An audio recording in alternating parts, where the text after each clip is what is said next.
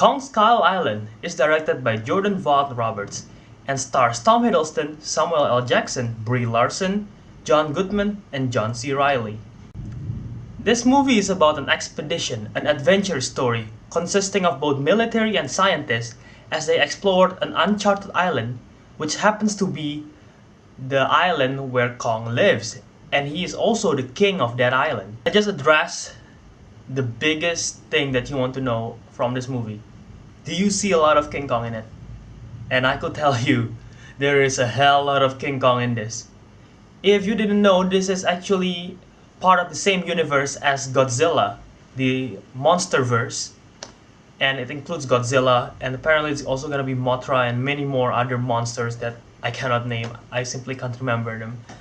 But they're basically in the same universe. They're set in the same universe. There's even subtle hints that hint a relation between this movie and the Godzilla movie. Despite the subtle hints, this is actually set way before Godzilla, since Godzilla is set on the present time, but this is set in the 1970s, around the Vietnam War time. So like I said, there is a lot of King Kong, and this is definitely a fun action movie.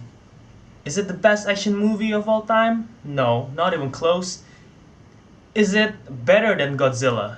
Well, let's see about that. In my personal opinion, they're pretty much tied. As I said, there is a lot of King Kong in this movie, and it is a fun action movie.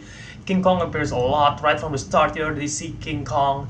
He's in action, he's throwing palm trees, he's smashing helicopters, he's fighting skull crawlers, which is the evil monsters, the bad monsters, pretty much like the Muto from the Godzilla. These are like the inhabitants of the Skull Island that are the bad ones basically. And since King Kong is the king, he is supposed to help all the other creatures and even the civilians, the minor civilians that live in this place. What I like a lot from this movie is the setting. It has a really cool setting, a vibrant setting of set in this tropical island, a uncharted island which nobody have been through, and the adventures that they go to, it feels like a fantasy adventure on a mythical island, and all the creatures, all the monstrous creatures, the big trees, the native people that live in there, everything about the setting of this movie is mind-blowing to me. It's very interesting, and the cinematography in this movie is really good. There are really good vibrant shots. This movie managed to capture the size of King Kong very well, and it has that the effects and the CGI is really well done. The King Kong is well designed. It moves well. The animation is great, and also the effects like the explosions, the guns, since there are militaries in here, and the helicopters, the sky itself, because they have a unique sky since it's like an uncharted island. It have a weird ecosystem in it, so it's certainly different and very interesting. There are these like shocking moments, you know, like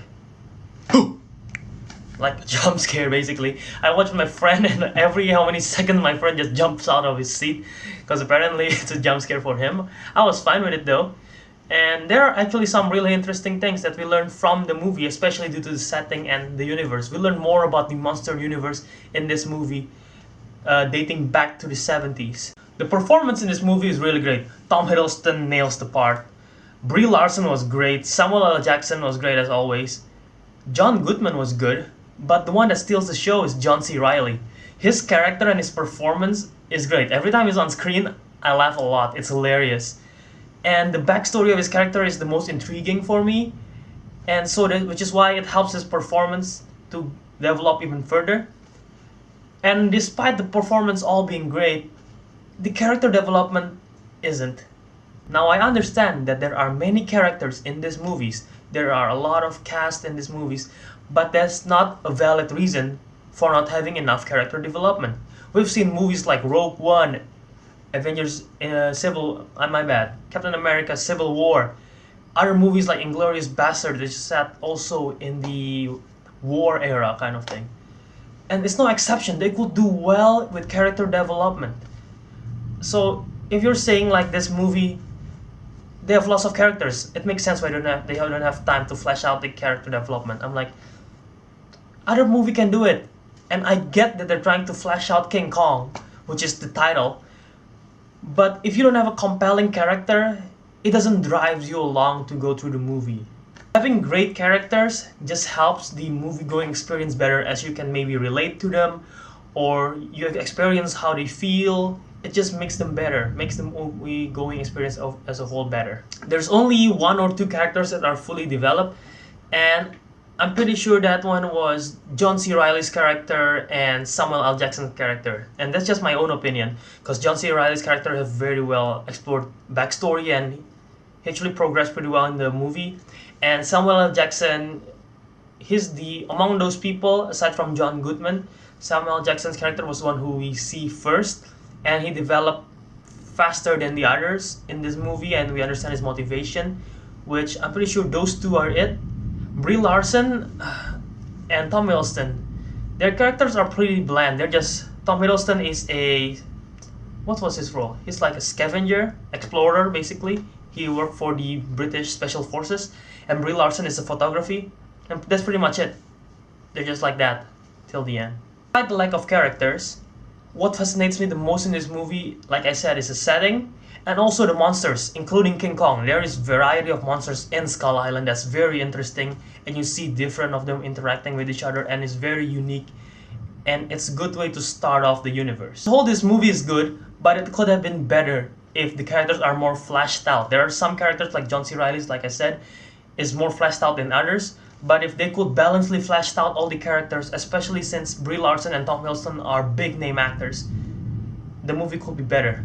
But if you just come to this movie to watch King Kong in action, then you'll enjoy it, because there is a lot of them, way more than Godzilla. Since you know, in Godzilla movie they tease Godzilla a lot, but they only show Godzilla in the final act, while this one you see King Kong right off the start. With that, I would give King Kong an 8. Guys, if you've seen the movie, tell me what you think of the movie in the comment section below. Do you like it? Do you dislike it? And if you haven't seen the movie, or you might probably have seen it but missed it, there's actually a post-credit scene, so wait until the end of the credits, because there's actually a very interesting credit scene that sets up for the bigger universe. The Kong Skull Island is just the second movie of the MonsterVerse, and in the upcoming movies there's going to be Godzilla, King of Monsters, and Kong vs. Godzilla. Guys, if you like this video, don't forget to click the like button, and of course subscribe to me if you want to see more of my videos going forward. I also have a Godzilla movie review. As you know, it's part of the same MonsterVerse as King Kong, so you might want to see it. The link to the video will be in the description below. And of course, until next time, Jiao out.